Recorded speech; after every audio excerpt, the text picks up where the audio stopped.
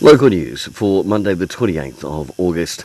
A great night was had by all at the Old School Ball in Carterton on Saturday night. The fundraiser for Wellington Free Ambulance raised $10,500. Ben McNabb Jones will be competing against 5 others tomorrow at Marlborough's Villa Maria Estate for the title of Bay Young Viticulturist of the Year. This year's national final, held in Marlborough, will see the contestants pitted against each other in some pretty intense competition. Policy decisions by government are sabotaging children's education by not providing a proper early intervention service, according to one of the largest providers of early childhood education in the Wellington region. Whānau Manaki kindergartens provide 85 kindergartens throughout the Greater Wellington region, including Wairarapa.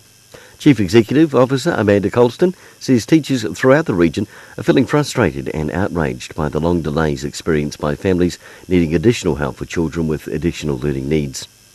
And in sport, it was a shocking start to the 1-10 Heartland season for the Farriers Wairarapa Bush, down 30 points to 7 at half-time. The Butcher Boys from Wanganui added insult to injury in the second half, thrashing the Bush Boys 79-7.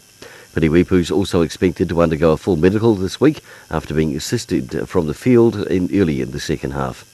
The development side sadly also went down 50 points to 17. And congratulations to St Matthew's Girls Hockey, Wellington champions after beating St Margaret's 1-0 in Friday night's final. For Wairarapa TV Local News, I'm Brent Gare.